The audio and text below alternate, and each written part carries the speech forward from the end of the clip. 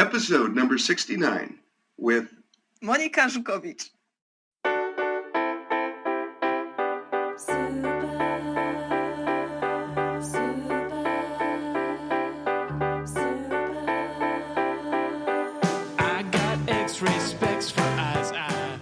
Welcome to the Heads Up Poker Podcast. This is Steve Barton, and thank you for tuning in. I just recorded an interview, which you will be listening to shortly, with Monika. She's a poker player from Poland, 25 years old, live and online. She plays on Stars. So this was pretty interesting for me in that as an American player, I kind of got to see a little bit of a taste of what Stars has become over the last 6 years or however long we haven't been able to play on there. And it sounds like it's evolved quite a bit. But that was interesting. Monika, she has her own Twitch stream. She's an EPT commentator, and just really interesting, real sweet girl. She got a little nervous, and honestly, I kind of did too. But it was fun. We did some good hand analysis and just talked poker for this is kind of a lengthy interview, but really cool, really cool. Let's see, what else is new? Since the last week, I went out to Texas. Got my wife settled into her apartment. We got her all settled out there. I'm kind of excited about this because she lives right down the street from Rangers Stadium, baseball. She lives right down the street from Cowboys Stadium, football. And there's a lot of cool little restaurants and bars around her apartment. It's in a safe area. I called the fire department before I went out there to make sure that we're getting her an apartment that's, she's not going to be in the ghetto and have to worry about getting shot while she comes in at 2 in the morning with her bags. Yeah, she's in a neat little area. We had a good week together. We got to spend a lot of time, went out there for the graduation, got her settled in her apartment. We did that in about a day and a half, and then flew out the following night back here, and just hung out for a week. We went flying.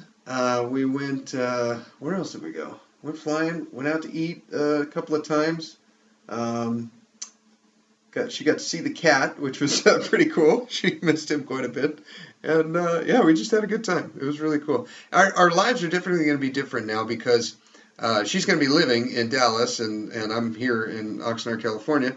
And we're, if you're not familiar with how far apart that is, it's 1,200 miles, I think. So quite a ways. It's about a 3-hour plane ride. We're talking about that. We're like, our relationship is going to change a little bit because our time is now going to go in blocks of a week and a half or 2 weeks apart, and then 4 or 5 days together, maybe only 3, and then again apart for another week and a half or 2 weeks. And so what we're doing is we're scheduling my time off, which usually comes in chunks of 4 to 6 days, and her time off, which usually comes in 4 to 6 days. We're trying to schedule those together. And now with her as a flight attendant, we can fly anywhere for free. So we can start having vacations in, I really want to see Miami. I think that's going to be cool. The next one, she's coming out here to Oxnard, and then the following time off, I'm going to be driving her car out there. So actually, later on today, I need to work on her car. I still haven't fixed the windshield wipers. I have to do that so we can get her car out there. Yeah, so it was. We had a good time. There's been a good last week, but I'm ready to hit it, get back into poker, back into Amazon and selling. And yeah, I'm excited. Speaking of excited, Elliot Rowe, Mental Hypnosis Tapes. Yes, you know what I'm talking about. No matter what your game, online cash, online MTTs, live cash, live MTTs, whether you're having trouble with confidence, motivation, maybe you're not studying enough, he has MP3s for those, and they're only 10 minutes long. You listen to them just before you start your session. What I always do, I get my iPhone. I have an iPhone. I don't have an Android, but you can use it for that too. I have my iPhone. I put in my little headset, and I plug it in, and I close the door so Mr. Kicks doesn't come and jump up on the bed and wake me up. get me out of my trance. But I lay down on the bed. I don't use a pillow. I like to just lay completely flat because when I get the pillow, it kind of like props my head up, and I feel like it affects my breathing throughout the meditation. But I get the tape and I decide which one do I want to listen to today before I start my session. Do I want to grind more tables? If that's the case, then I'm going to use the volume maximizer.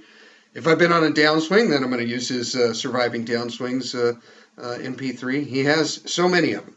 And he's got the confidence, motivation, recovery, study, increasing volume. He's got ones for spin and goes. He's got a post-game cool down when you can't go to sleep after you've been grinding for 12 hours.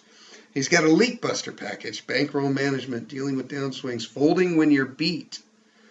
That's a tough one. Letting go of mistakes and even having poker anxiety. So I figure out which one do I want to listen to today. And I plug it in and I press play. And then I set my little alarm because sometimes I actually fall asleep and I'll be asleep for 45 minutes instead of waking up after. It's so relaxing. He's got this English voice that just kind of has this rhythm to it. And I listen to it. And 10 minutes later, my alarm goes off, and I wake up, and I walk into my room. I close my door. Let Mr. Kicks in because sometimes he jumps up on the desk, and I start grinding. And I can tell that MP3 has influenced my session because if I listen to the volume maximizer, all of a sudden I'm playing 6 tables instead of 4. And it's not a conscious decision. That's why I know this stuff works. And you can have it work too. So click on the link in the show notes. It'll take you straight to his page. If you want to try one out for free, check out his tape. It'll say free MP3 in the show notes. If you're ready to take the leap of faith and get some of his tapes, if you already have some and you want more, make sure you use the code HeadsUpPoker and it'll get you a discount. Alrighty, now, without further ado, we'll bring in Monika.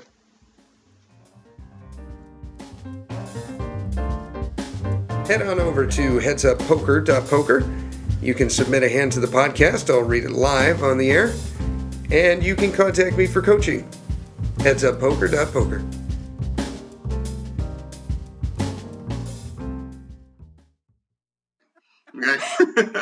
I have to stop laughing.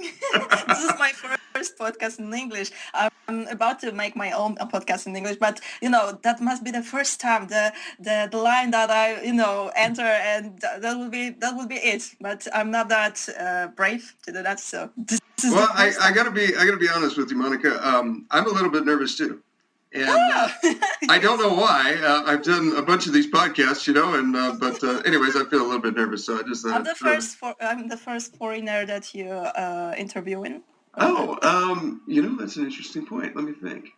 I think you may not be the first foreigner, but you're definitely, I think, the first one from outside of the United States that. Oh, no, I take that back. There was a guy that I interviewed he's in Costa Rica, but he's an American. You know what I mean? Like, he's not a foreigner from another country. So maybe that's it, too. Maybe this is the first for me as well. First woman. You're not the first woman, no. Not the first girl, no. So how's your day been going? Let's see, it's about 7 o'clock at night there, right? It's 10 in the morning here. So this is the first day after Easter's in here. I'm not really sure if the United States celebrates the Easter's the same way as we do in Poland. So today this is the day that I do a lot of things around my studies because I'm just finishing my studies, so I have to make some preparation. Oh no, wait a second. I don't know what I want to say. What'd you do today? You had Easter yesterday, right? Yeah, yesterday was the second day of the Easter. Now, do you guys have the Easter bunny? You're in Poland, right? Polish? Yes. Do you guys have the Easter bunny? Of course we do. Okay, you do. Okay, what do you do with the little kids in the morning? Like, what's the ritual?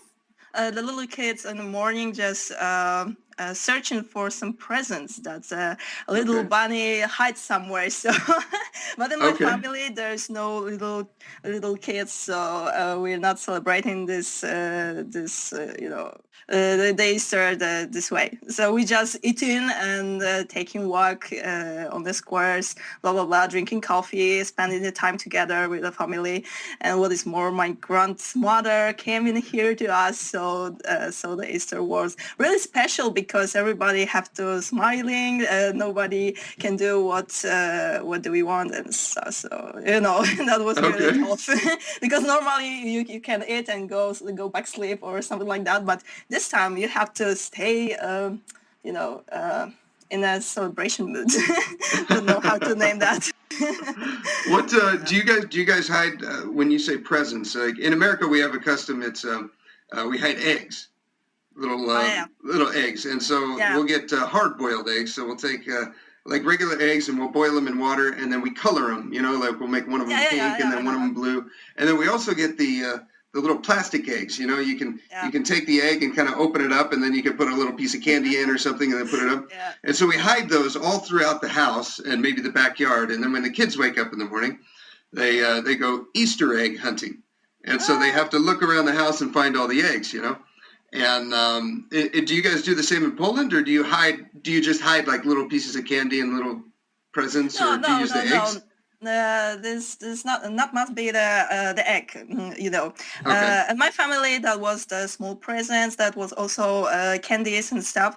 But I'm not really sure if this is the normal tradition. Because my family comes from the south of Poland. Now we live on the north of Poland, so the traditions are like mixed together. So I'm not really sure which one are the appropriate one and which one are my mother's idea. And I'm not really sure what's the best way to celebrate this event. But in my house, when we were the kids, when we were the kids. When we were kids.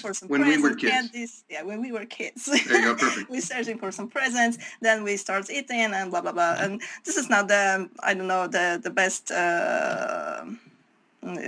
celebration during the year. Oh my God, I'm stuck. That's all right, I understand.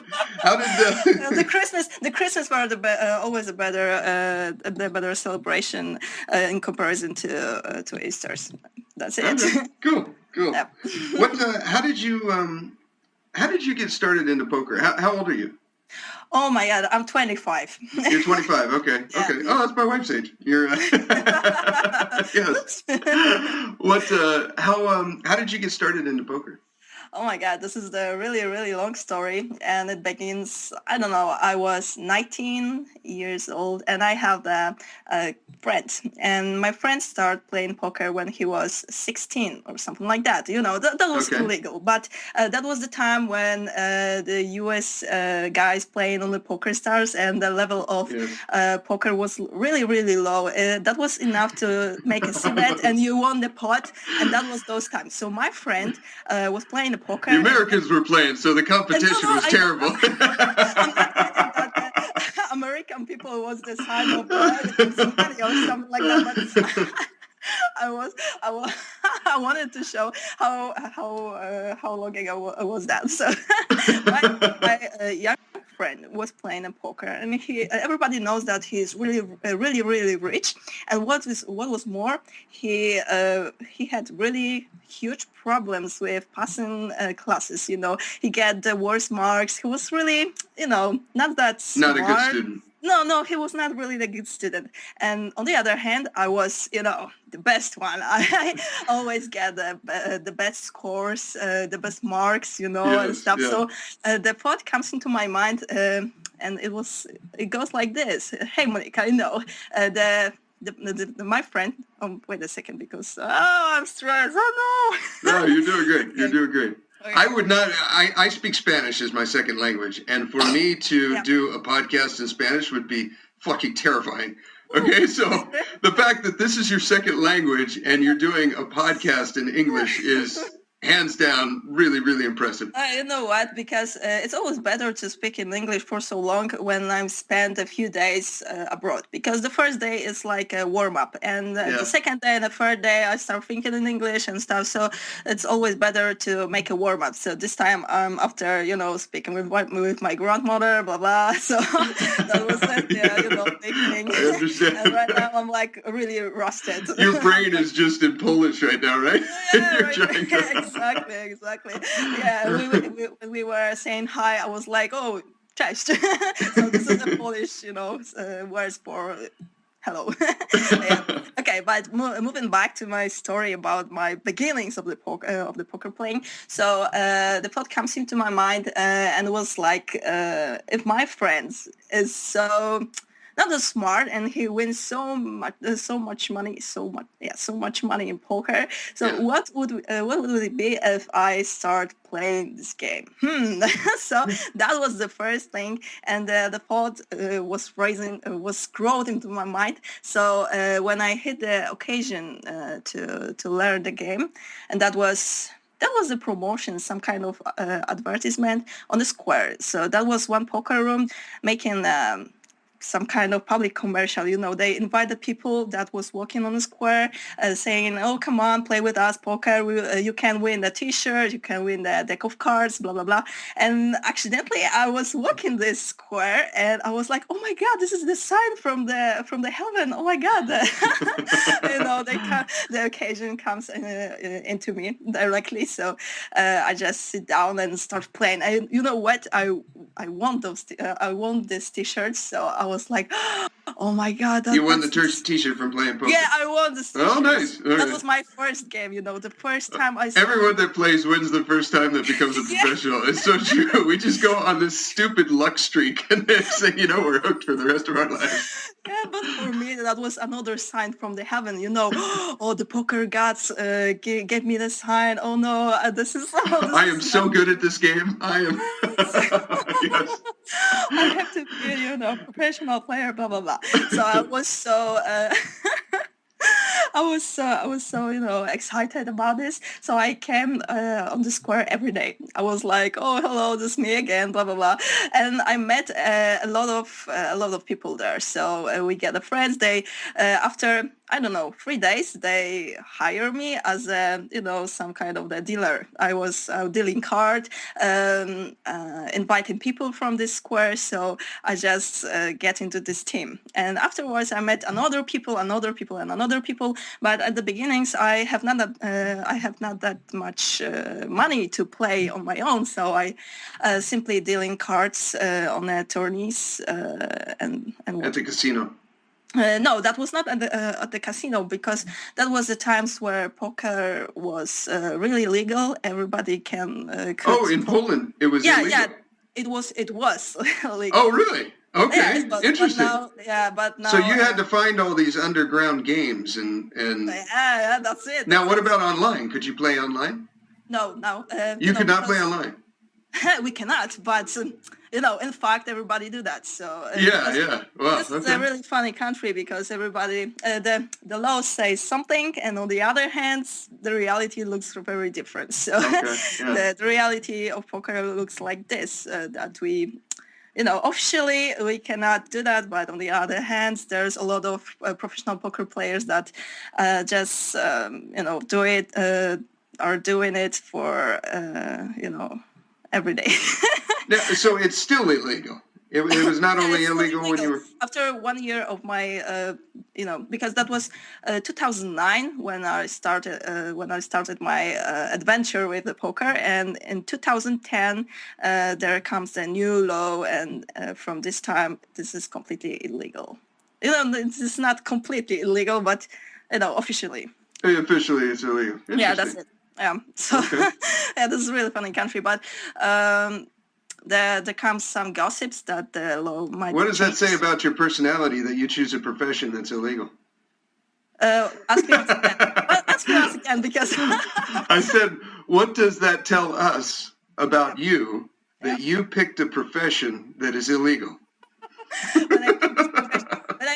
You're a bad girl, Monika. Oh, stop. You cannot say it aloud, you know. This is the kind of thing that everybody, thinks on their own. So, okay, but when I started, everything was completely legal. Yeah, I was playing on some kind of places that was not casinos. That was only the pubs, the clubs, blah blah blah. So that was different times, but. It lasts for 1 year, and afterwards, I fell in love with the game, so I could not just let it go. Yeah, so that was the beginning. But afterwards, after I spent in time dealing the cards, I just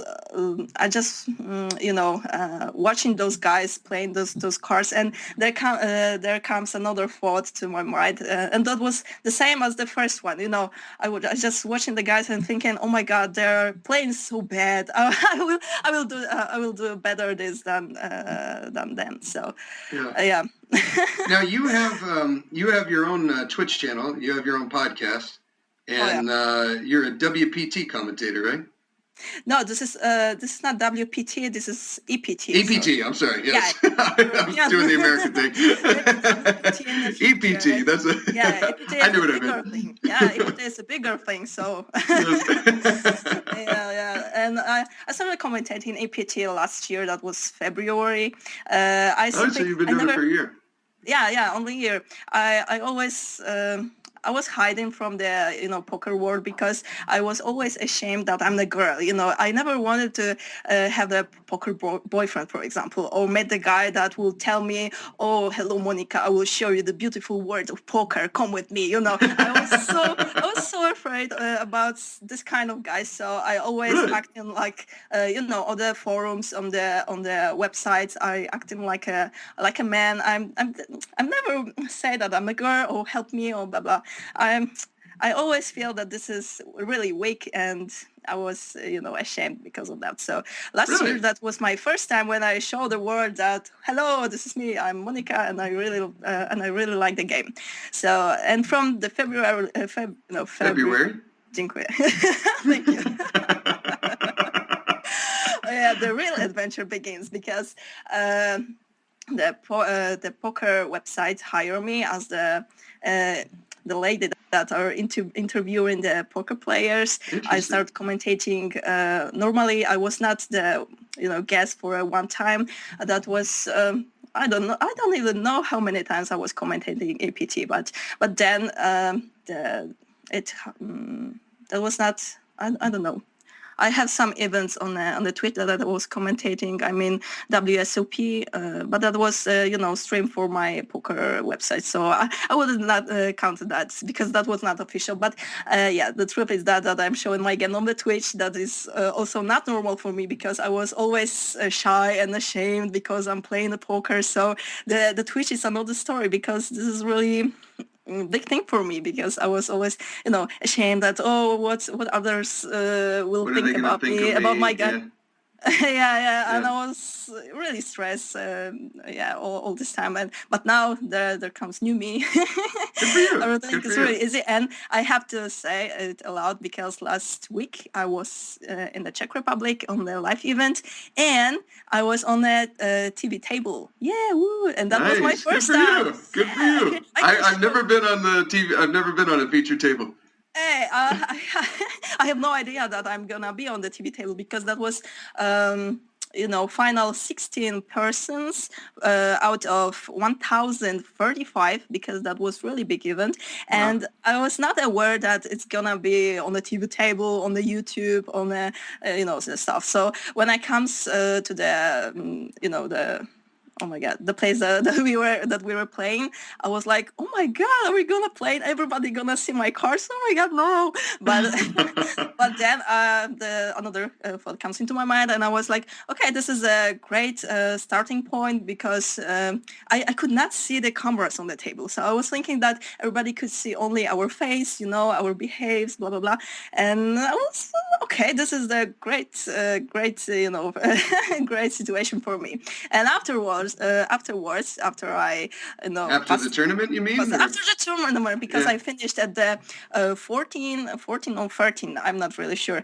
Nice. Place. So you out of 1,300 people, you got 13?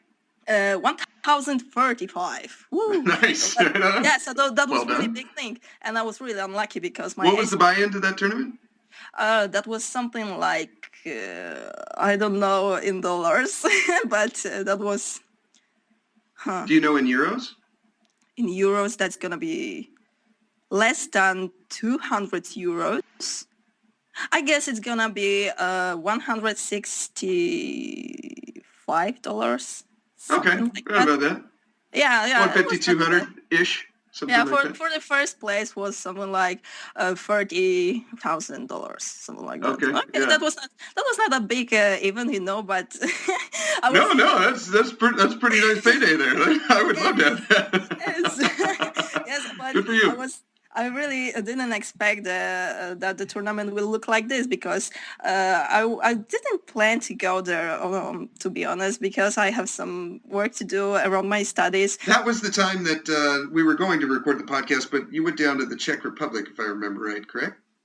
Yeah, that's right. That was unexpected because suddenly I get a couple free days from my university because right now I'm getting master degree. So I was not even aware that I'm gonna be able to go there. So luckily for me, there some guys just go there to the Czech Republic. This is like 700 kilometers from my home place. So that was a big trip. So how did you go? You flew or did you take the train or how did you No, by a car because we have not the airplane connection with this place. So simply by car. The trip was around 7 hours or something like this. 700 kilometers. That's 350 miles, something like that, I think.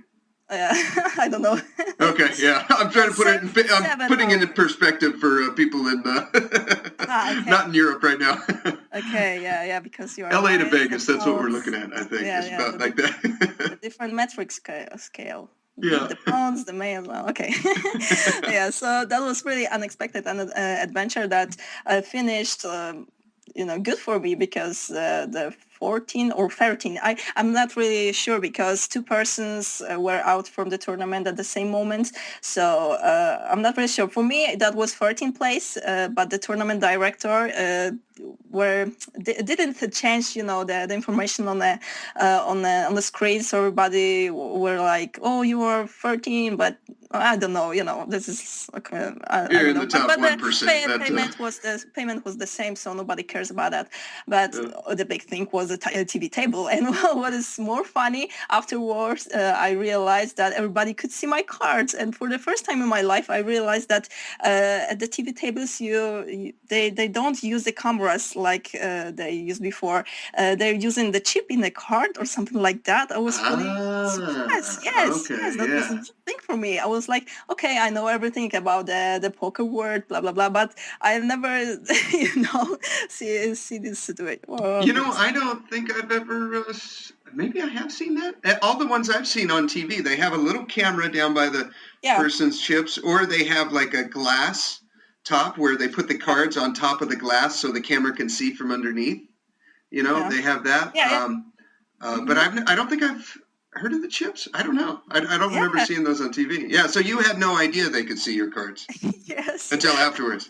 And how did you feel about that? Were you? Oh, I was. That was so funny for me because I was.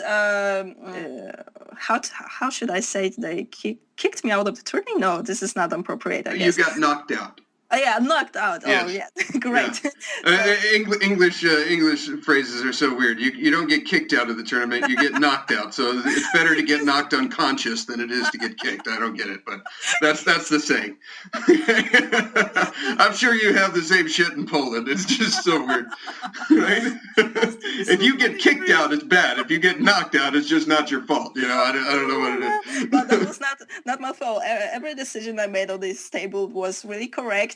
So that was really unlucky for me because my ace queen didn't handle with ace deuce of my friend. And what is more funny about this spot was that I saw that the dealer, dealt me ace. And I didn't have to look at the card. I just saw. That's great. Yeah, you have like 8 big blinds and you're just shoving it in, right? Yeah, because the dealer, dealt this card so high that I could see it just before it landed on my board. So I was like, "Hey, dealer, wait a second! I saw this card, and my neighbors also could see that." But on the other hand, there comes, the little the little man on my shoulder that's saying, "Hey, you are the short stack. You need this ace or stuff." Yeah. Okay, and I was like, "Okay, so I will not, say it out loud." So afterwards, I get the queen, and I was like, "Yeah, that was a sign because I got ace queen and I'm the short stack, so I'm definitely go all in this spot." And and there comes the volunteers that's gonna also be on the all in. So I was like, yeah, that was a sign. But on the river, there comes the deuce. So woo, that's it. How many big blinds did you have when you shoved? Do you remember? 13, something like that. So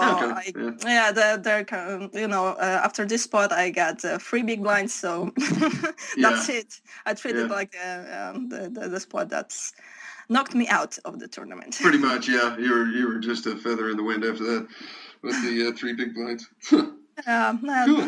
So you've been playing professionally since, has poker been your main source of income since you were 19, or when did it really start becoming like your... You know what? This is not I'm a professional poker player because... okay, mine either. I have other jobs. Yeah, this is like my big hobby that I spent a really huge amount of hours educating, reading, blah, blah, blah. And it lasts for couple of years, and I'm also studying pharmacy, and the pharmacy is the studies that are not that easy. So the huge part of my free time I'm spending learning the pharmacy stuff, and when I just spare little times, I'm spending it on the poker. So the 5 years of my study was really difficult for me, but simultaneously I developed those 2 things. So right now I'm just finishing my study. I'm just shipping tournaments. So it sounds really good, but those 5 years was really exhausting for me. And I would not say that I'm a professional poker player because I know some professionals, and if I would stand just next to them, I would feel really, maybe... Oh no, this is a spot when I understand. Yes. Yeah, we say what you're saying. Yeah, we get exactly what you're saying. They work an insane amount of hours, and yeah, the discipline that they are. Oh my God! No, wait a second. I have to cut this moment because I feel like I have a loop on my tongue. So give me a second because I have to take a 3 deep breath. There you go. And start my story again because from time to time I get stressed. This is like my old habit. Yeah, the first time when I was commentating EPT, I was acting the same. I was not speaking aloud for 2 hours, and afterwards somebody tweeted me, "Hey Monika, maybe say a joke. Maybe you will feel more relaxed and you will start saying anything." I was like, okay, what can I do? I have nothing to I don't have anything funny to say. What the hell am I supposed to do? And I said the worst joke ever. Really, that was the worst joke you could ever. What joke did you say? What joke was it? And my commentators, friends that was commentating with me, were so embarrassed. No, not embarrassed. We're so surprised, embarrassed. I don't know how to name that, but their faces were priceless, really. What joke did you say? What joke was it? Well, I'm not really sure if this joke gonna be funny in the United States. Because that'll make it even better. All right, go ahead. And I'm not really sure how to say in English the situation. Even better. When women get birth to the 2 children that are combined together. What's the name for this children? When they give birth to 2 children, twins. But twins is two separate people, so to separate persons. But there are some situations when women get birth to the conjoined twins. Yeah. Okay. So they are conjoined twins. Yeah. Yes. Okay. So, what is less common than conjoined? This is going to be great. I can tell already. What is less common than conjoined twins? Yes. I don't know. And they were like, oh my God, I don't know, I'm afraid. And then I get the answer, and the answer was, okay, and there comes another spot when I don't have these words in English. But do you know the gypsy culture? Gypsy culture, yeah, with the dark peoples that stole everything. They have huge families. They never works. They steal everything. So this is like a plague in Europe because they have no homes. They just enter the countries and in a giant van with 30 of them in the van, and they steal everything. Yes. Exactly. So the answer of this question was. Wait a second. I don't know how to say it in English. But give me a second. Let's come and then conjoin twins. Some kind of gypsy? Gypsy that have no siblings. What is more? So you say this on TV, right? Yes. That's great.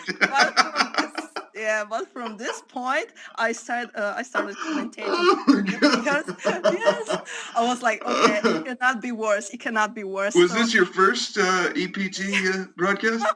Oh my God, kill me, yes. Oh, that's pretty good. All right. And I realized, okay, so from this moment, there's nothing I can say worse, No, probably not. Well, the fact that they kept you on the payroll and you still have a job there, I mean, they must have had some.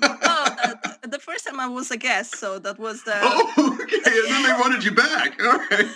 Well, we got to come up with some more gypsy jokes here, Monika, because apparently they work.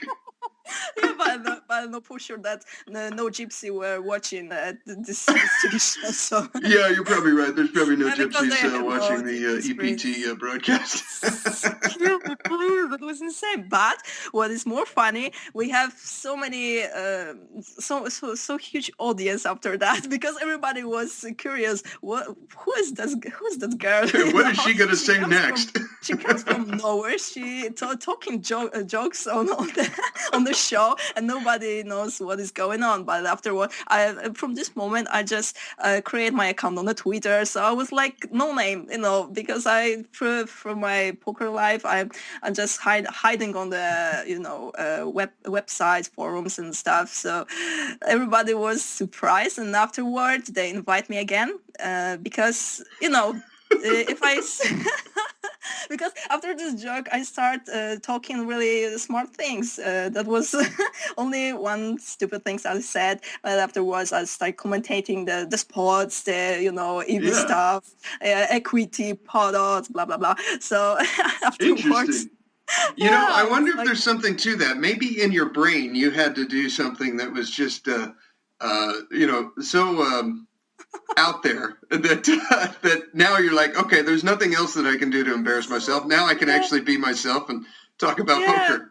Because before you were saying that you were really self-conscious, that people wouldn't take you seriously because you're a girl, and like that. Maybe that was just the jump start that you needed to really have the confidence in yourself. Definitely, because there was the thought in my mind that tells me, okay, you are the girl, nobody will treat you seriously, so everything I will say about the poker will sound really stupid because there's no girl in Poland that will commentating aloud something or will be well known. So I don't know, maybe I was one of the first ones because from this moment I get known some of them, but that was my first time and I was really stressed. I don't know any other women's that are playing poker, so in my imagination, cool. I was the only one. And that was this is an interesting point. It's something that we've talked about before on the podcast that I think you might have an insight to. What's the culture like in Poland from men to women? Like, what's the typical role of the man and what's the typical role of the woman? This is not. I'm afraid that you have in your mind the stereotype. Stereotypical. Yes, stereotypical image in your mind about Poland as a country. No, we are the... I have no idea. I've never been to Poland. Okay. You're probably the first person that... I'm sure, I know I've talked to Polish people, but this is probably the most in-depth that I've ever gotten with a Polish person. So, Okay, so I'm starting from scratch. I literally have like a blank piece of paper here. I know nothing. okay, so let me paint this image in your mind. So Okay, here we the go. Poland is the country that there's I don't know. Maybe a few years ago, there was a huge difference between us and, let's say, I don't know, Germany, France, blah, blah, blah. But these days, Europe's look, I don't know, maybe more, we are more closer between us because we got European Union, so we have no boundaries. So everything is like mixed together. So the culture of Polish people looks... more similarly to the Germans, to the UK, blah blah blah, because we can get travels around and nobody is a second. Well, let me ask you this: are there women pilots in like big airplanes? Oh, like do women and men have are there women firemen? Are there women policemen? Like what do women and men? Yes. Yeah, there are. Okay. Yeah, So it's not completely like, okay. All right, I get it. Yeah. Yeah, so you're not the first female to like play poker. It's just you're the first female in your group, yeah? Yeah, I'm not the only one for that for sure. But as I said before, I'm never looking for the contact in a poker, in the poker world with anybody, even with the women's or with the. Okay. So I was not even aware if we are, I don't know, hundreds of us or just 5 or 3. Yeah. So, yeah. So I was not aware, and I'm never looking for others. So now, what is it like when you go and sit down? Because I only know my perspective from as a man. But what's it like as a woman when you sit down at the poker table? My mom plays poker. I've actually had her on the podcast, and wow. Yeah, and she's always telling me about how it was a really friendly table. None of the guys were mean. I would love to just be a woman for. Well, maybe like a month just to experience everything. But, if I could be a woman for probably about 2 hours, I would go and I would sit at after I did something else, I would go and sit at a poker table.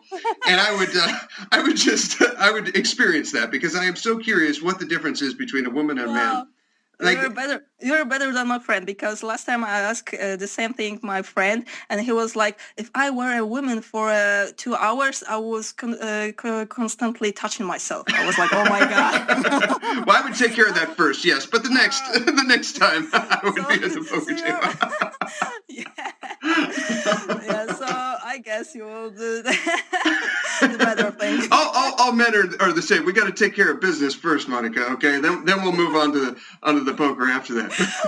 Okay, so we stay at the poker area. Okay, so it's always the same thing. As I'm sitting down at the table, I always forget that I'm the woman. So this is the bad thing. I need to do something to develop this thing that I'm the woman, and everybody see me in a different way, and I still forget about it. And the moment that I realized, oh my God, I'm the woman, I got the extra powers, at the tables, is the moment when another woman sits at the table. So at this point, I was like, oh my God, I completely forget about it. I look like she does, So at this point, I start 3-betting, 4-betting, and this is the trick that always works, at least in the place that nobody knows me. So, that was the great weapon. But on the other hand, in my city, when we are playing and everybody knows each other, because this is not that huge city, and player pools are, more or less the same for the years. Pretty small. You got the same recreational players. So you got the same few pros, and yeah. Yeah, so in here, this weapon is not working at all. So when I'm playing the Czech Republic, let's say, because in the Czech Republic, there's no, taxes. Poker is completely legal. So this is the perfect place for us to play.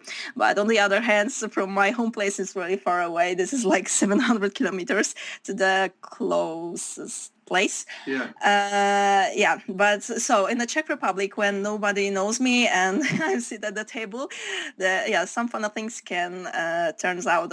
For example, this last tournament I was playing in the Czech Republic, I got the old guy at the table, and he was so confident. He looks like he knows everything. He saw every spot at the poker, but on the other hand, he was a fish, really, to be honest, because he sat at the table. He hired a girl to massage him, and afterwards he said aloud that we have to tell him a joke because he came in here just to have get entertainment. Oh, good. Did you give him the conjoined twins gypsy one? Yeah, of course. And okay, good.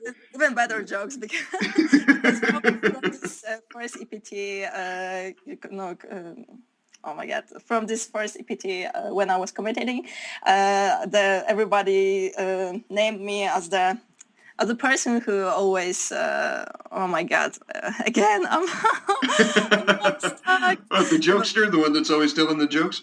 Yeah, the person that always telling the jokes and blah, blah, blah, Yeah, so I get really, really great contact with the old guy. And that was the first time when I was using my women's extra powers at the table. Because I spotted one thing, because he was always free-betting me. No matter what I did, he always free-betting me. I was opening for 3 big blinds, let's say, and he was free-betting me to 20 big blinds, let's say. And I was like, for the first time, I was like, oh my God, this is the old guy. That's for sure. He got kings, aces, I don't know, So I just, politely fold my hand, blah, blah, blah. But after a few hands, I realized he free bets me only because I'm a woman. So then, okay. yes, we can use this information to our advantage. Yes. Yes. So I was like it.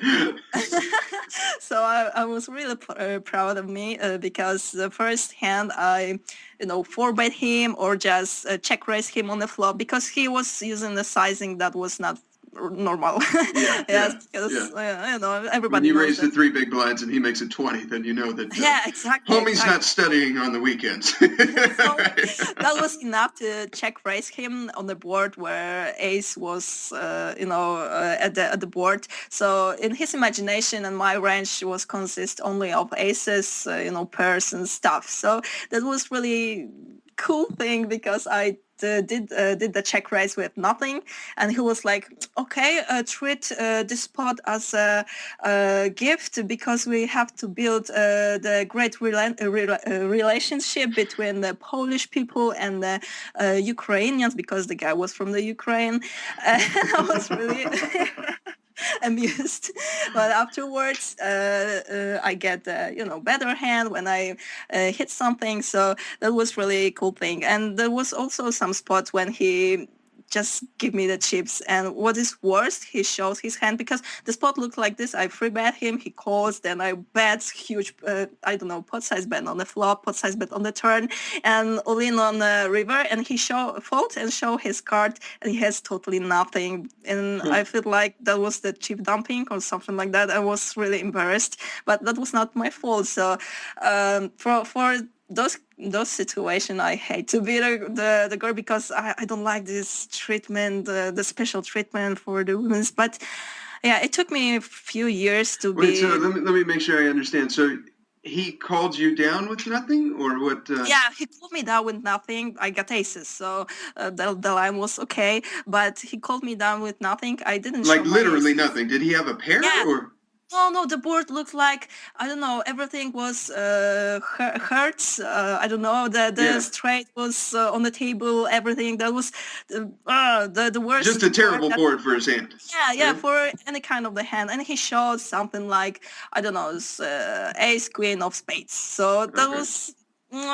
there was no point to cool down this hand, and everybody look at me like, oh, I hate you, you're the girl. If I were the girl. He was calling you down because he's an older guy, you're a cute younger girl. He felt okay, I get it now. Okay. Yeah, he said something like this, I will not win this tourney anyway, so I want my chip to go to you. So, and I was embarrassed, really, because I don't like this treatment. I like to stole this chip because of my, I don't know, super ideas, super... Yeah, because I'm so fucking good at poker, not because he just handed him to me. Yes, exactly. Yeah, I was... So I've never experienced that, Monika.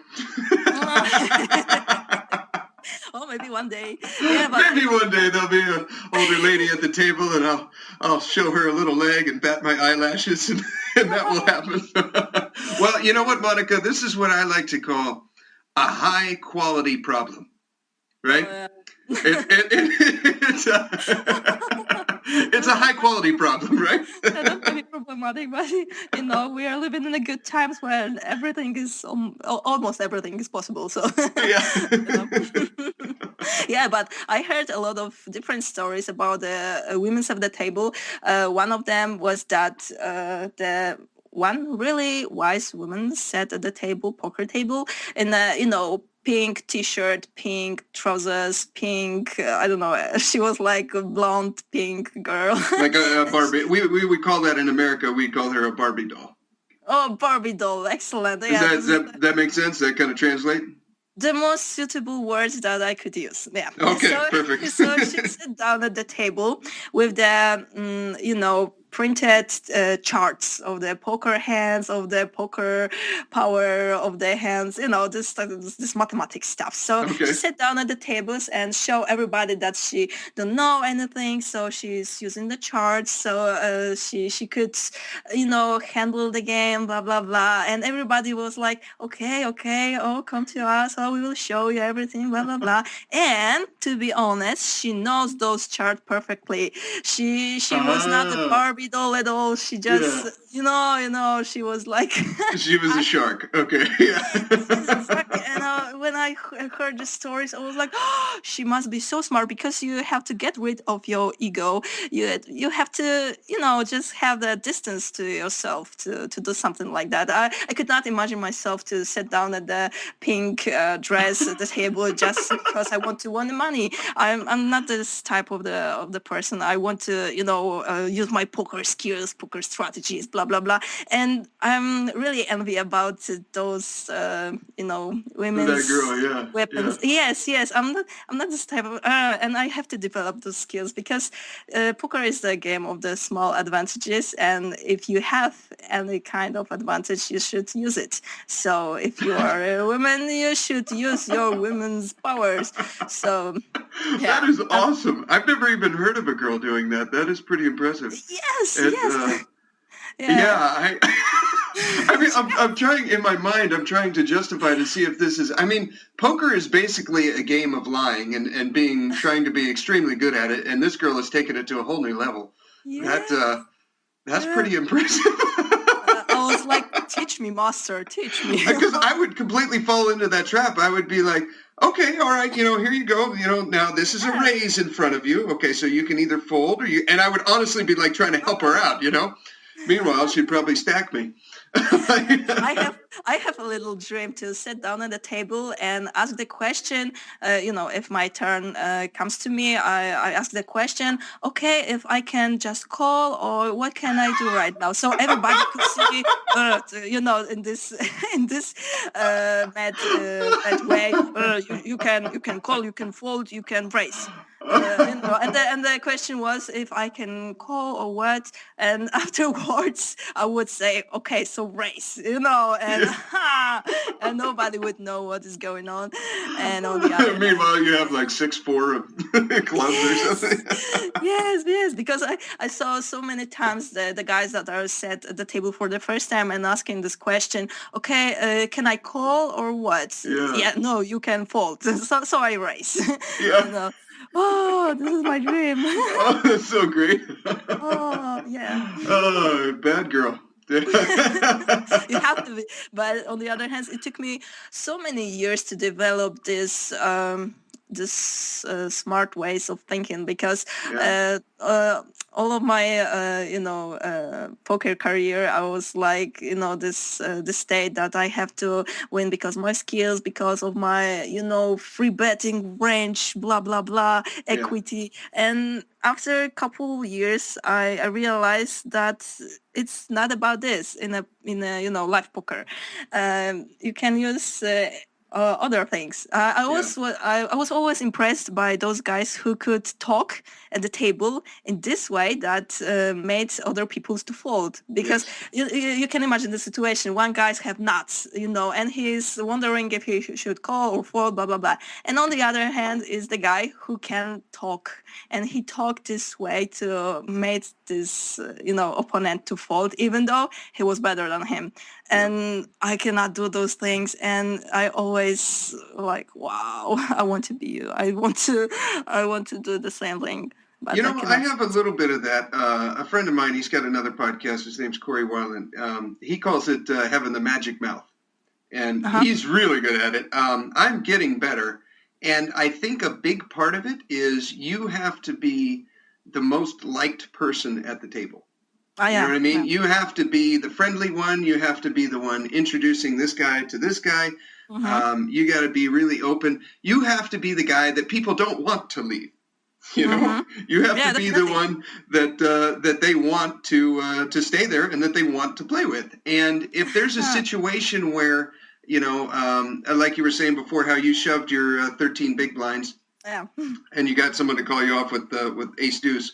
There'll be situations like that where you can kind of coax somebody into a call, like, oh, come on, let's flip, when you're sitting there with queens, right? You can say things like, oh, come on, let me just have this one. And they'll look down at King Jack knowing that they're ahead of your range. But, he's been funny and he's fun to have around, and they just kind of laugh and they toss in their cards. They're definitely not folding ace queen there, but those borderline hands where they know they're ahead of your range, but they, screw it, I'll wait till the next hand. There's those little I don't know what you'd call them, maybe inflection points, where it's just kind of one side or the other where you can kind of tip them a little bit.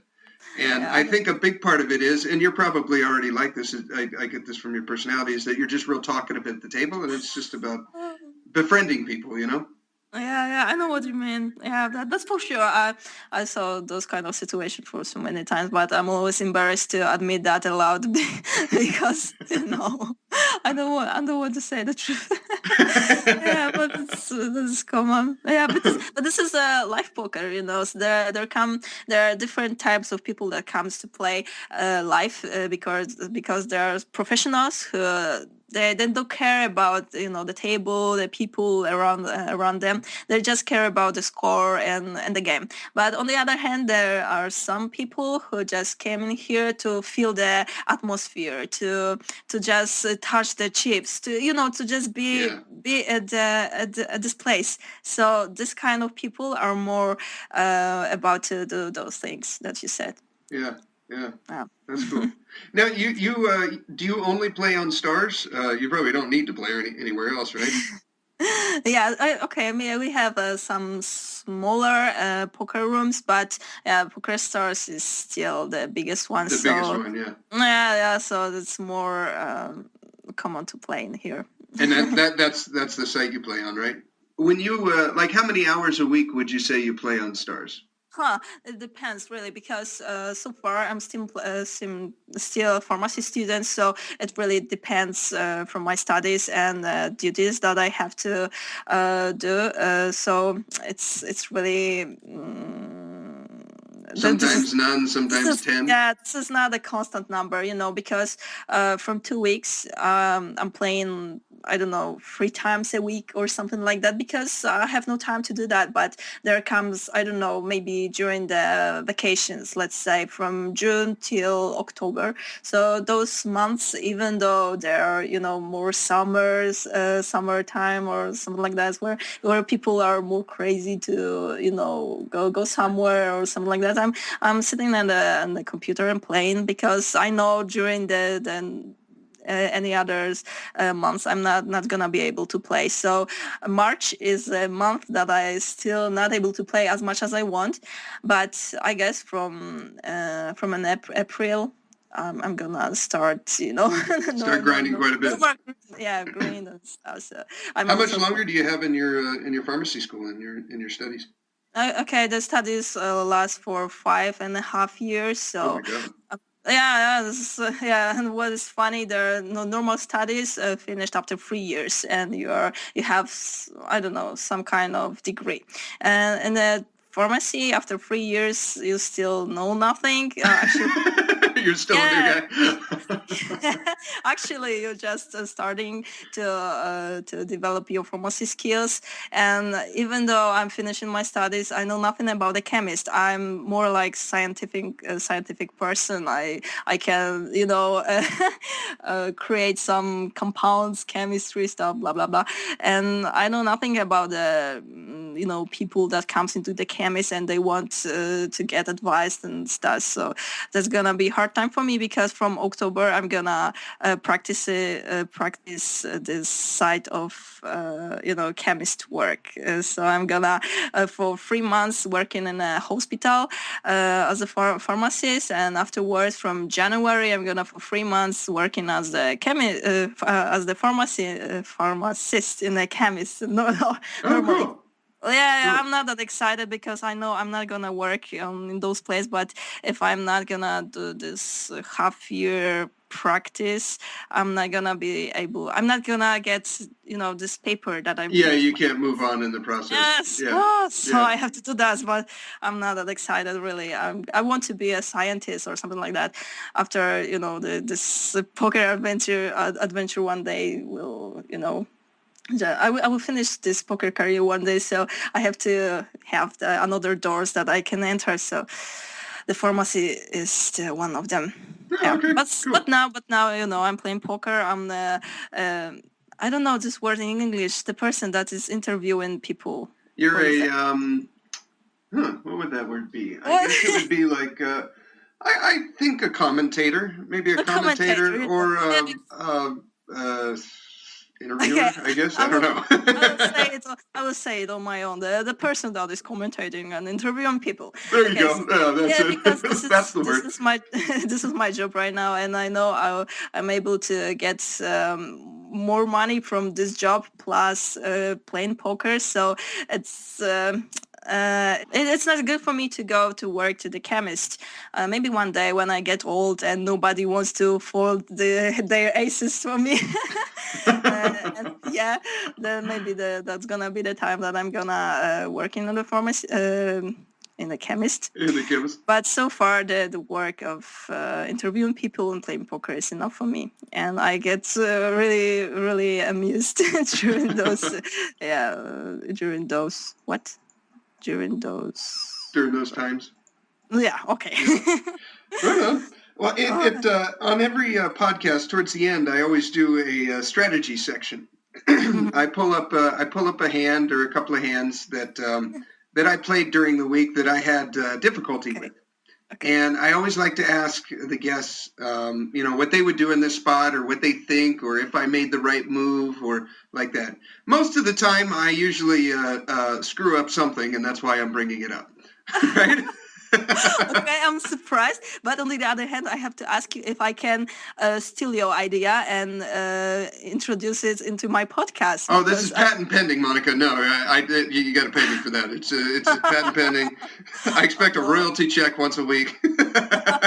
I'm afraid I cannot afford that. $1 million for that. Yes, $1 million with my pinky up towards the corner of my mouth. Can I pay you in star coins? PokerStars. Pay me in friend points. Yes. Little stars. Yeah, what I like about it, one of the reasons I started this podcast was because I just wanted to get better at poker. And then number two was, I wanted to kind of help anyone else along the way. And, I think that, by doing that, you got to talk hands and go over strategy. And I know a lot of our listeners and, you listening, like the strategy section. I think some people probably just fast forward through all the interview and then they just go straight to the strategy. So, oh no, you can't say that. But anyhow, I got now. This is not stars. This is we in America don't have stars. We have a couple of options to play on. We've got Bovada, which is Bovada. okay. You know Bovada, yeah. And we have two other networks. One is called the Winning Network. Another one is called the Merge Network. The Merge Network kind of was going down the toilet. They weren't paying people out. You Euros don't have to deal with this shit, okay? Us Americans, welcome to our world, all right? Okay. So this network that I'm playing on is called the Winning Network, and the skin that it's on is America's Card Room. Okay. So if you can imagine a pool of probably about if you take the total number of people on Stars and you divide that by about 100, okay, we have a small pool on America's Card Room. Yeah. There's probably there's some top-notch pros that are really good on the sites, and I believe that they would do very well on Stars, although I have no way to justify that.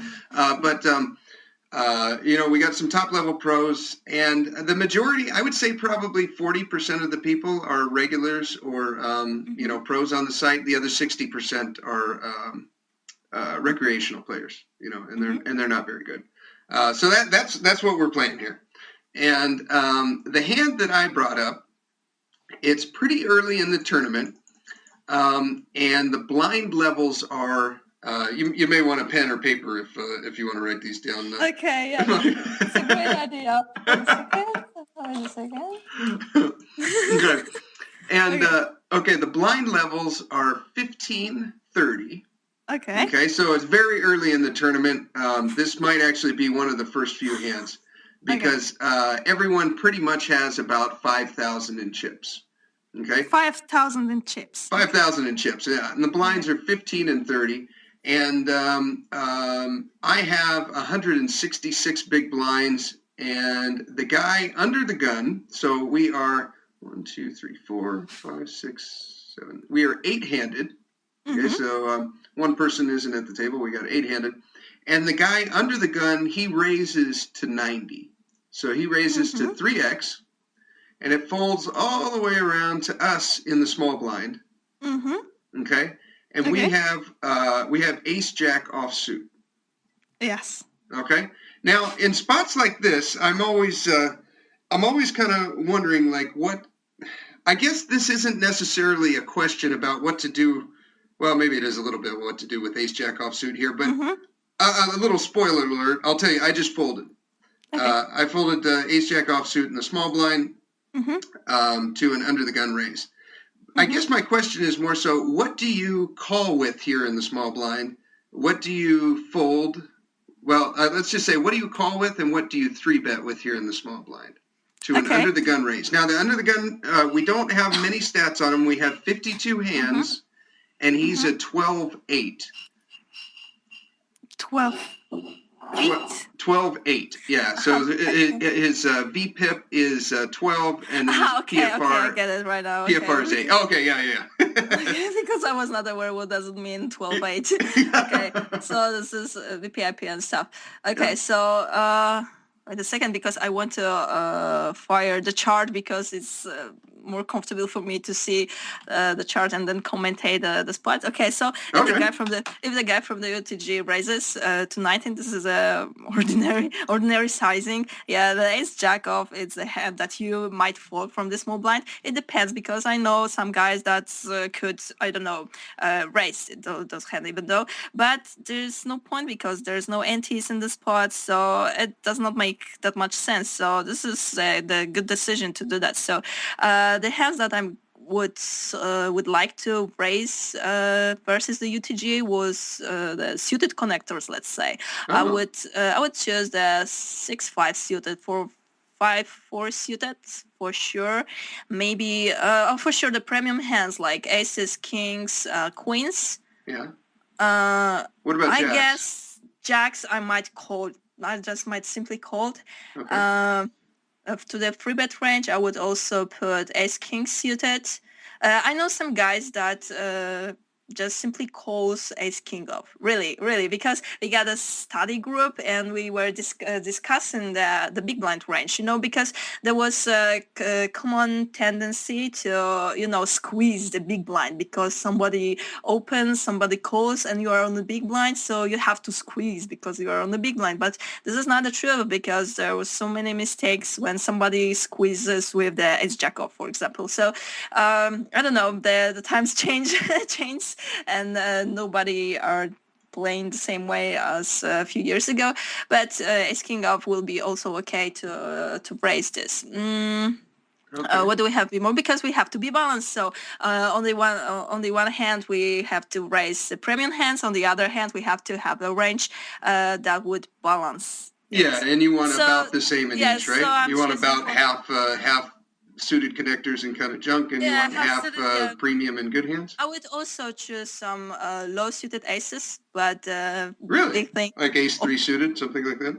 Ace 3 suited, that might be a race. Okay, now when you say low suited aces, do you mean like ace 5, ace 4, ace 3, ace 2? Yes.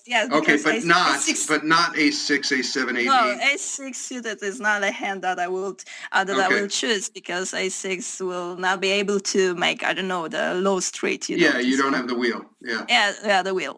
So ace 5 suited might be good, but this is the level when, as I said before, there's no antes, there's no need to build this to build a pot with out of position, blah blah blah. But there are some hands that I cannot just stop myself to do that. So when I see 6-5 suited, I was thinking, oh my god, this is a great spot to do that, because normally as you raise 6-5 suited and the board comes like, I don't know, 7 for, I don't know, something. Yeah. Nobody will expect that you have something, that you have equity, because normally everybody will expect you to have some ace or stuff. But on the other hand, they're expecting you to have ace king and kings and queens and stuff like that. Yeah. Of course. When you are the lady, there's in such a spot comes the power, because everybody expects you to have some aces, blah blah blah. But you are the smart Monika and you have 6-5 suited. Wow. Yeah. Okay. Yeah, but on the other hand, when on the flop comes ace, you might represent an ace and also win from time to time the pot. But the biggest thing is to have the backdoors equity. You always have to has an equity on the flop, so to continue your game. So so this is my free betting range, and the calling range gonna be suited broadways, for example. Okay. Now suited broadways, do you also mean like king jack suited? Yeah. So suited. Okay, so even one gappers. Like queen 10 suited. Yes. I will call ace queen suited, ace jack suited, ace 10 suited, king queen, king jack, king 10, queen jack, queen 10, jack 10 suited. I guess jacks, 10s, 9s. However, on this live event that I was talking about before, I have the spot when I was free banning those jacks. Because I know I knew that is a better spot for me to raise the jacks. Oh, this is a different spot too, because we're exactly. Over 150 big blinds. Yeah, definitely. So, and it's the beginning of the tournament. Yeah. On the other hand, what more I could just call? Now, what are you doing with? You said jacks. You're probably just calling. I think I'm calling there with jacks as well. I might because this guy's a 12 and then an 8. It's only 52 hands, but that still says something, It seems pretty tight. I'm probably calling there with jacks. What are you doing with like 10s and pairs all the way down or jacks all the way? Because jacks is the borderline to call in or raise in, so it depends really. But 10s, 9s, 8s, 7s, 6s, 5s. I'm not really sure about this, but we are so deep that we might try to hit a set on the flop, for example. So I would also call the deuces, because this is only 3 big blinds. We have 166 big blinds, so I guess we can can try. Yeah. Okay. On the other hand, we might also call some offsuit hands. Let's say. Okay, I'm not really sure, because I'm not really sure.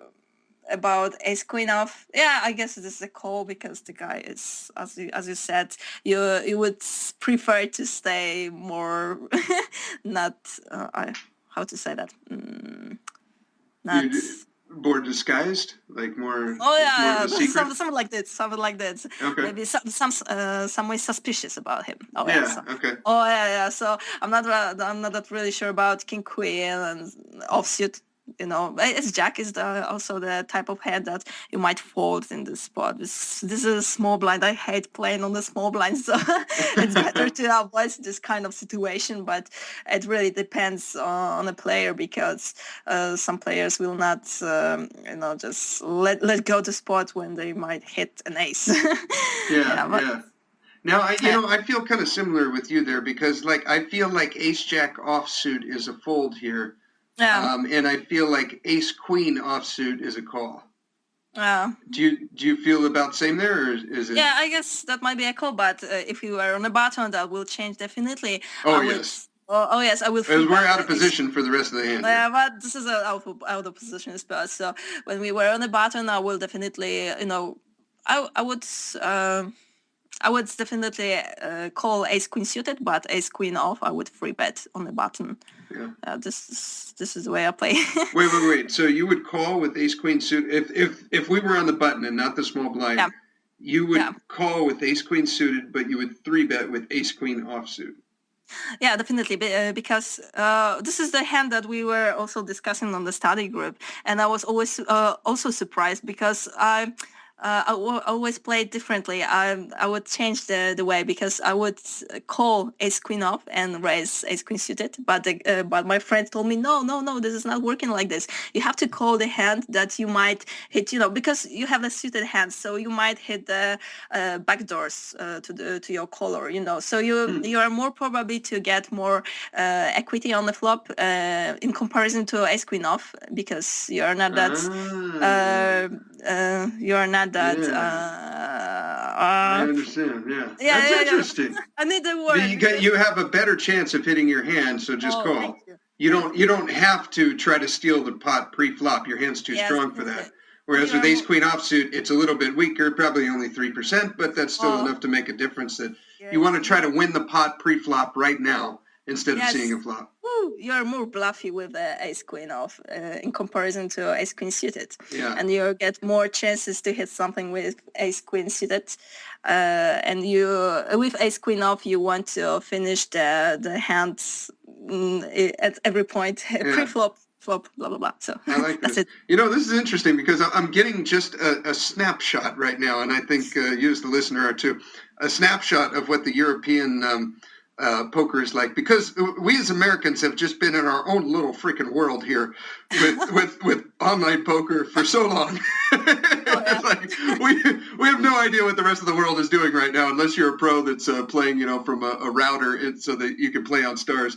This is really interesting to me. You have to be aware that I'm gonna post this podcast on my fan page on the Facebook, so everybody will know from this time that the Bovada and any other poker rooms that you named in this podcast are the great places to play. God, no!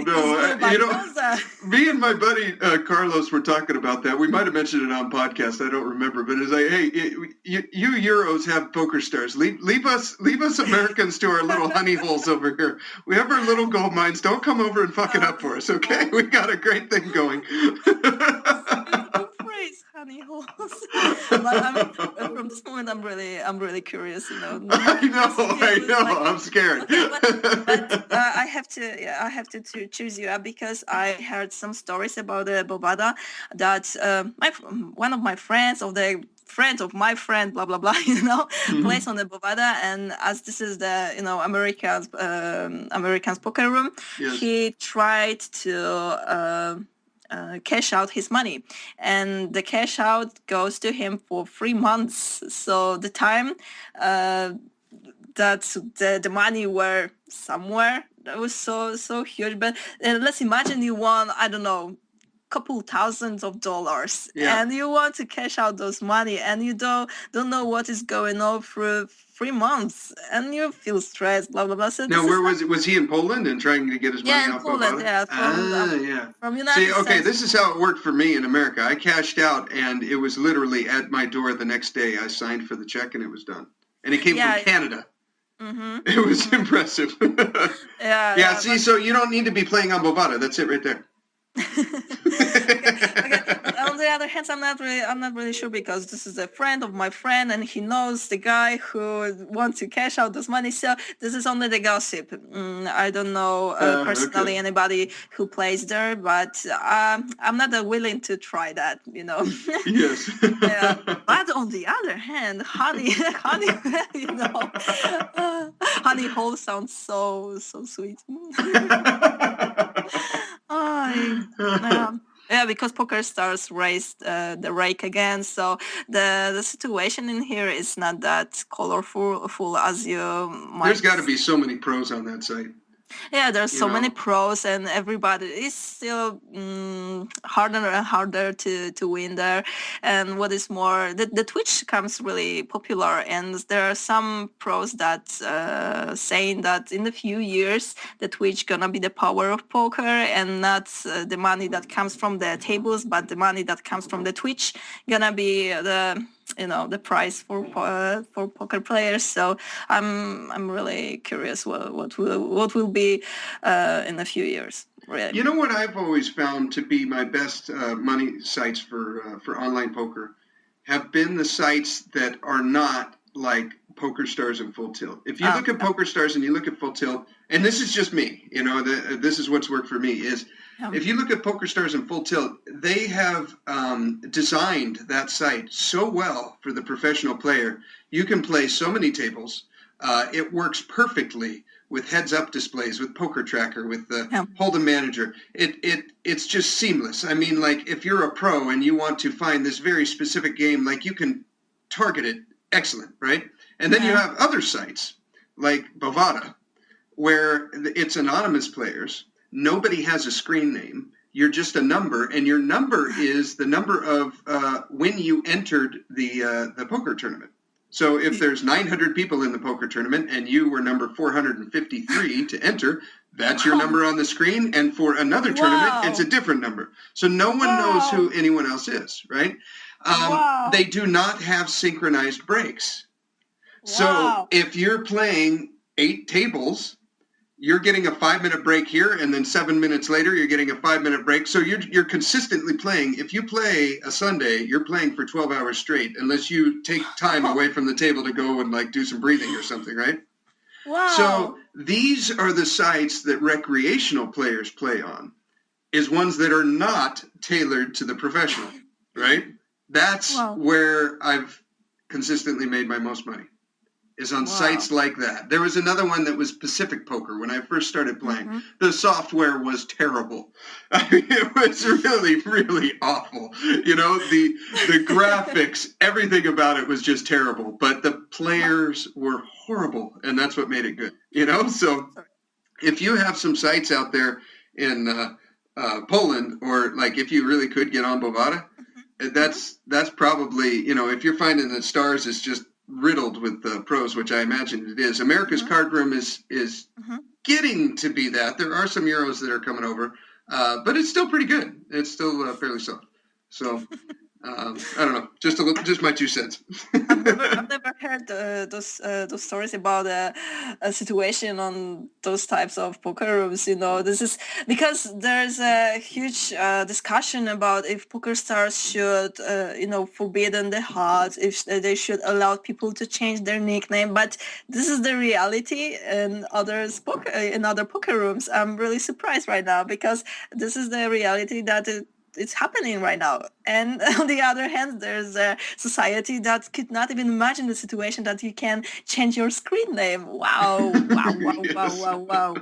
Yeah, that's might be a chaos in the PokerStars, but right now I'm working my imagination and trying to imagine this environment that might develop after. the changes like this. Wow. Yeah. Well. I got one more hand if you got time. Do you have to run or? Yeah, sure. Okay.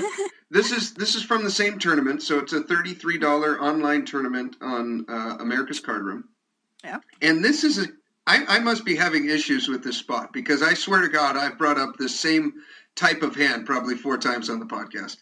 And what it is the blind levels now are 30, 60. Mm-hmm. Okay, everyone has about 70 to 100 big blinds. That's about the table average.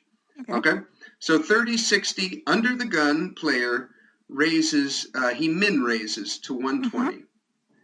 Okay, we don't have many hands on him. We only have 20 hands, so he's basically an unknown player. He has 100 big blinds. He raises to 120, and it folds to us. And we're in the hijack,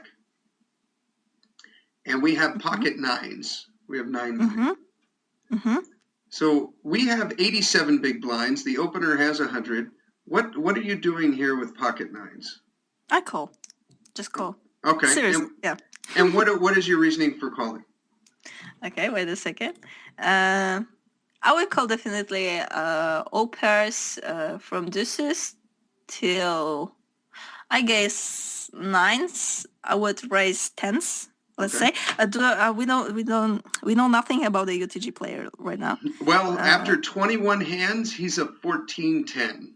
But keep in mind that's only the button has gone around twice around the table. That's all the information we got. So he might know something. he could. I mean, it does say a lot. Sometimes you see a guy with 20 hands and he's like a 75. He's and then like that guy's just a calling station, right? But this guy, so yeah, you're right. That does say a little bit. He's a 14-10 after 21 hands, so he's a little bit tight. Yeah.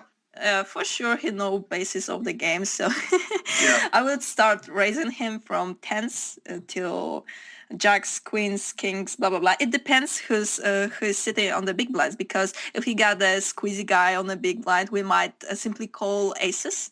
I do it from time to time because I'm playing, the turbo type sit and goes with the rebuy, and this is my typical strategy to call the aces after opening from UTG, because you have to have the specific type of range to raise someone from the UTG. So aces, I definitely call from time to time, especially with if the guy on the big blind or on the button is less than 20 BBs, because the stack of less than 20 BBs is more about to shove pre-flop. So this is the nice thing to have in your strategy. But we are still deep in this tourney. So we have... Nines is a call. Pairs are raised from 10s to kings, maybe aces also. However, it depends. Okay, I said. Okay. What more I would call? That was the question. I would call definitely. As I said before, ace nines down. Yeah. Same thing with the other one, like ace queen. Yeah, as ace-10 suited, as jack suited, as queen suited, as king suited, I would raise definitely. As king off, I would definitely also raise. As queen off, I would raise. As jack, I would also try to raise. Really? Okay. Yeah, from time to time, it really depends. Ace-10, I would not do anything with this hand. Okay. What is more, we have also king queen suit, king jack, king 10, queen jack. I'm not really sure about king 10. I know some players who would not do anything with this hand, but 10 jack suited is a better hand to try to do anything in this. I love that hand. That's my favorite. Yes, hand. woo. I don't have any tattoos, but I've honestly thought about getting that fucking hand tattooed on my arm. It's so ridiculous, and I would probably make fun of myself until the day I died. But I just love that hand. I don't know what it is about it. It's probably my biggest leak. Like I'll 3-bet and raise, and like every time I have to fold it, like I know it's a fold. I just have to take like 10 or 15 seconds. I'm like, God, can I just justify playing this anyway?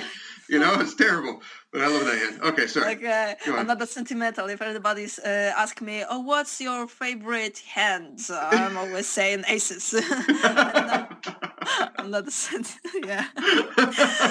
Okay. Oh no, I fold aces all the time. Shit, most of the time pre-flop. I hate those things. Jack 10 suited though, man, we're tight. I fold kings every time. A couple of months ago, I got a live tournament. I don't know, knocked out from the tournament because of kings. Then I made a rebuy, and again knocked out from the tournament because of kings. And I was like, oh my god, I will never play kings again. And afterwards, every time I have the kings, I made a print screen on the Twitch. I forced the audience to cross their fingers, blah blah blah, because those are the kings. Okay, so maybe I'm not that sentimental. Sentimental. Yeah, sentimental about Jack 10 suited, but I'm sentimental about kings. Okay. This is the tough love. Yeah. Tough love. Okay, but going on with the calling range in this spot, 10-9 suited, 9-8 suited, 8-7 suited, 7-6 suited, and the suited connectors till the 5-4 suited, I will call. Definitely. This is the point where the strategy changes, because when I was on the small blind, I would definitely raised 6-5 suited, 5-4 suited, blah, blah, blah. But when we get a position on the hijack, I would like to just simply call those suited connectors. I might even try to call Jack 9 suited. Wow. Maybe. Yeah. I gotta ask this. What's your VPIP? Like you have a HUD, right? Yeah. Yeah. What's your VPIP and PFR? I'm not really sure, because my settings are set to the point where when every time I sit at the table, they're like They get reset. Yeah, reset. Okay. Reset. So I'm not really sure about that, but I'm guessing you got to be like I'm a 26, and I feel like I'm pretty damn active. But you must be even more active than me, because I think I'm not really sure.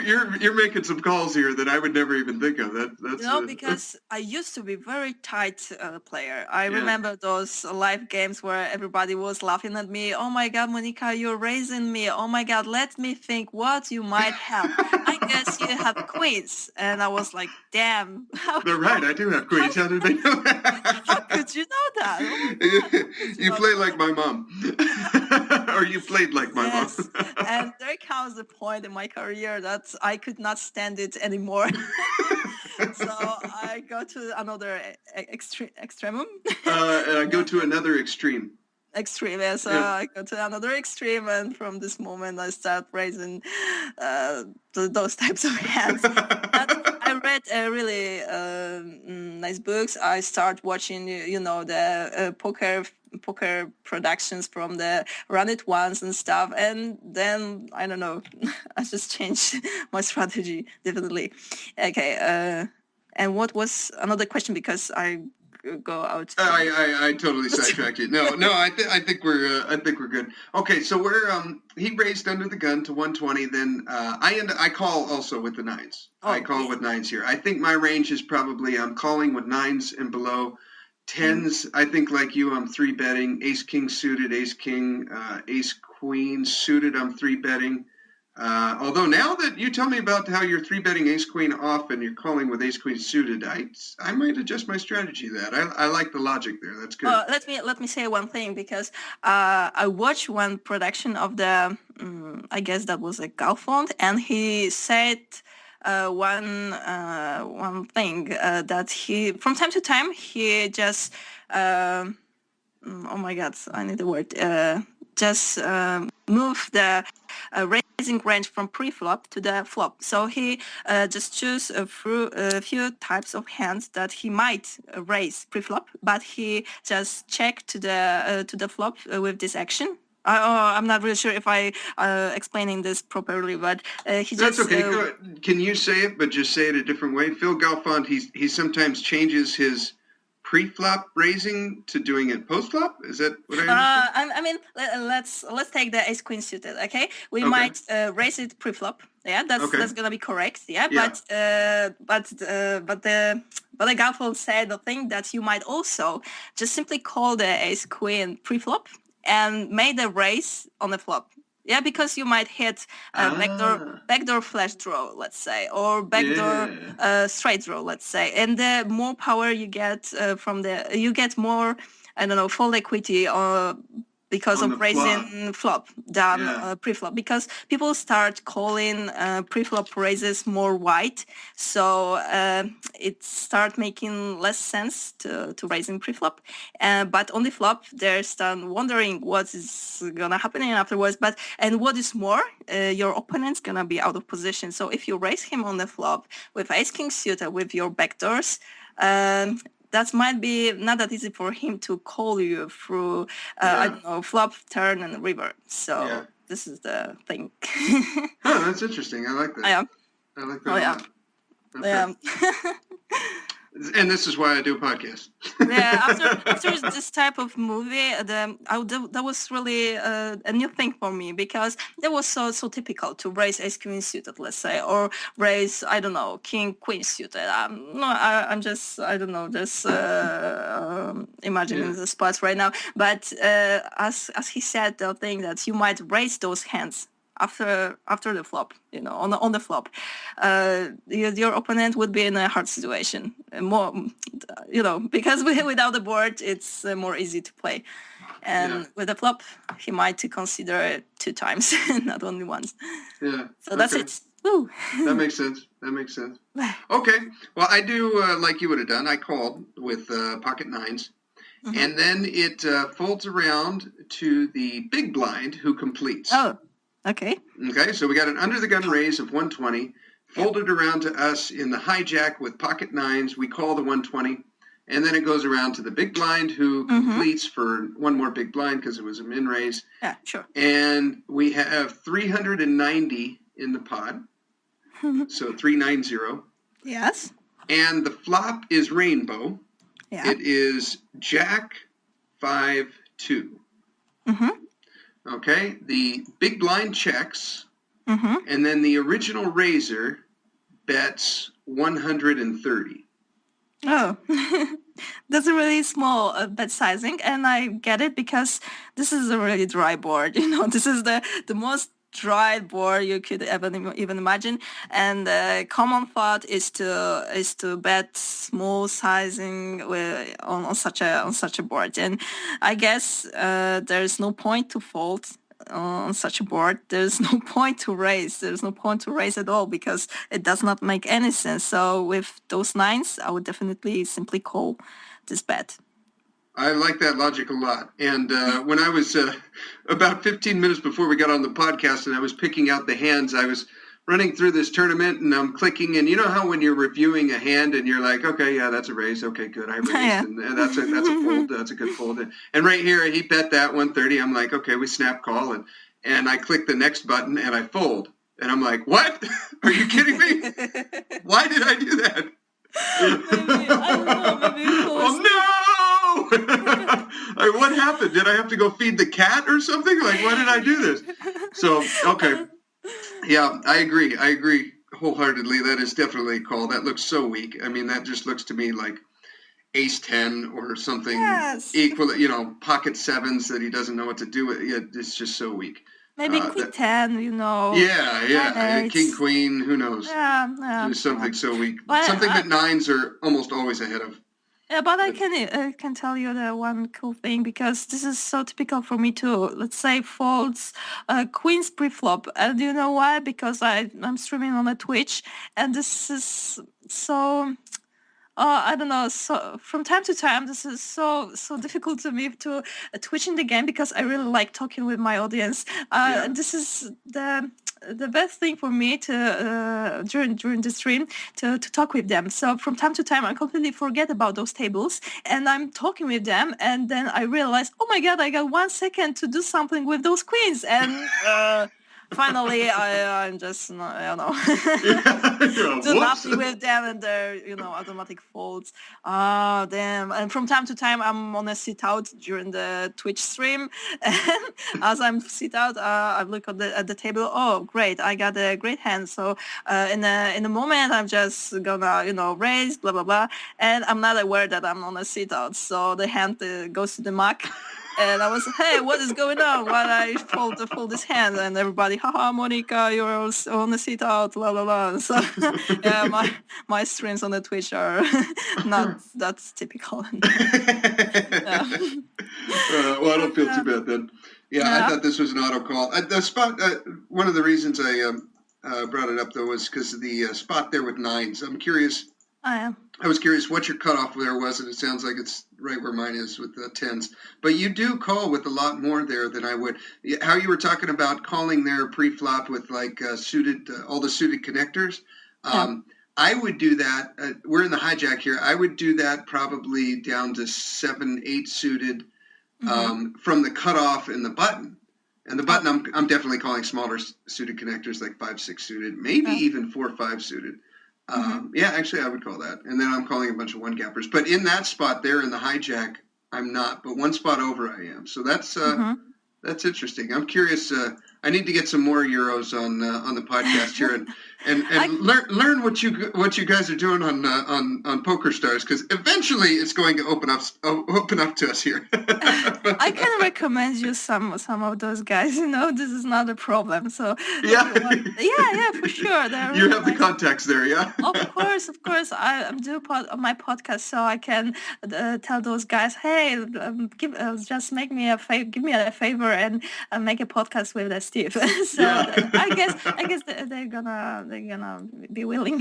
Yeah, I would like that. Yeah, I heard a lot of interesting things from you today. So. Wow! Oh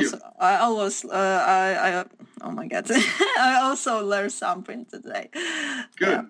So thank you. Yeah, this was a lot of fun, Monika. Thank you very much. Wow. What do you have anything you want to plug in? Do you want to plug your Twitch stream or your Facebook or Twitter? Oh, sure. Because this is one thing that I'm really ashamed about, because I have the Twitter account and I'm totally not using it. As I was on a live tournament last week, I didn't post anything on the Twitter at all, but on the other hand, on my Facebook fan page, there comes a lot of short movies, pictures, comments, and blah blah blah, and even conquests. So I guess my fan page account is quite more interesting than this on the Twitter. So, okay, you're more of a Facebook girl than you are Twitter. Oh yeah, definitely. Okay, what's your Facebook? www.facebook.com/HeyMonia. Hey Monia, and that's spelled Hey Monia 1. Yeah, you have to add the number 1, because Hey Monia was reserved for the guy from, I don't know, Iraq. I don't know. As I saw the guy, they took it. That's why everyone's email address is like their name and then like the number 23 or something. Because well, you got the second one. I was so mad because I was so sure that nobody would use the name Hey Monia. This is not a normal name. You built your whole life around it, then you have to put a 1 behind it. And I was pretty sure that I just made something wrong. I maybe just type on my keyboard for once this nickname, and maybe Facebook just confuse it. I don't know how to say that. Okay, never mind. But yeah, the truth is that one Arabic guy has the nickname Hemonia, and I have to use Hemonia 1. Cool. Okay, so they can get you on Facebook, and that's spelled HeyMonia. I will type it on the keyboard and send you on the Skype. Okay, cool. And I'll put the links in all the show notes, so if you guys want to follow her, watch her Twitch stream, Twitter, and there it is. Okay, cool. Okay. On the Twitter, I'm simply HeyMonia. Twitter.com/HeyMonia. And I also have the Twitch, so twitch.tv/HeyMonia. HeyMonia. Where'd you get that nickname? What? Where did you get that nickname? Oh, you know what? Because I don't know if you know the song Hey Joe from Jimi Hendrix. And I was using the nickname Hey Joe, and then I have to make an account on the Twitter, and Hey Joe was also reserved one guy. So I was like, okay, so Hey Joe is not available. I will use Hey Monia. So, and the Twitter account was the first public place when I create my account. So then it goes on the Facebook and Twitch, blah, blah, blah. And it sounds really sympathetic. It sounds good when you say it. Yeah. It does, yeah. When I say it, it sounds a bit like a spoon that fell in a garbage disposal. But I like your accent and twist with it. It's very nice. Thank you. And I was thinking, okay, everybody that would read Heimonia would think, oh, this should be a really nice person, That's it. Okay, cool. Wow. Right on. Okay, well, we should probably wrap this up. This has been a lengthy one, but thank you very much for coming on, Monika.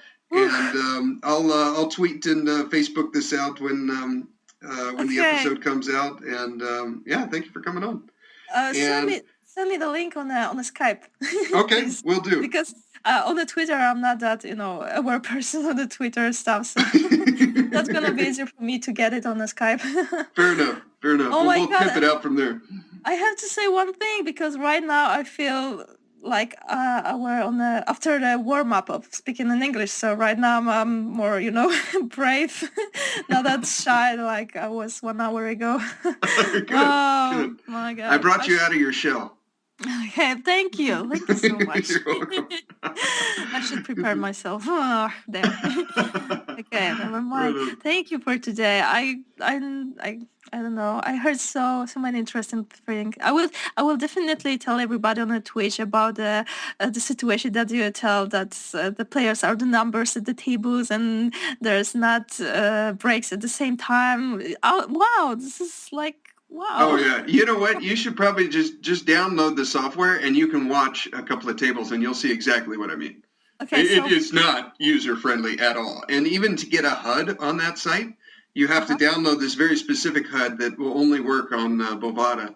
It's and the most hands that you'll get on any player is probably, even in these long big tournaments, is probably 100, maybe 150 hands. Sometimes at final tables, if you happen to be with the same guy during the whole tournament, you'll have maybe 200 hands on him. So you don't get these big samples of hands. Like some of the players that I play with on America's Card Room, I have thousands of hands on. But on Bovada, you never get more than just a couple hundred at the most. Because every tournament, they get a new number and the stats start right over. So it's very different. But anyways, let's go ahead and wrap that up. Thank you for tuning in. You have a great week. And here is your weekly motivational speech. Your brain is like a circuit switch. Once you believe you are something, you actually embody it. You embody that feeling. If you were, God forbid, in a coma, and you woke up and you didn't really have a memory, and you were told that you used to be a Navy SEAL, and they want you back now when you're healthy, do you think you'd act differently and hold yourself differently, conduct yourself different, and have a different self-concept of who you are than if you were told you were a piano instructor? Being successful in life is all about having the proper belief system in who you are. Truly believing that you are something unique, that you are something special in that field. If you truly believe inside of you that you are one of the best actors in the world, you will be entirely different than if you're like, I hope I'm good. Your expressions will be totally different. Your tone of voice. You'll talk in a more convincing fashion. You'll use your natural voice instead of a scripted one. You'll be more emphatic. You'll be more real, more relatable. Our brain is like a circuit. And so if we introduce it with the proper wiring, you're going to go straight to your target. If you're unsure about who you are, then your dreams, your goals, they will never become a reality. Everyone has mental doubts in life, internal conflicts. Even the most successful people that you look up to. But they don't live there. It's how you handle those negative thoughts in that exact moment and overwhelm them with positive action. And that comes with this utmost confidence in yourself that you can handle the situation. Trust in your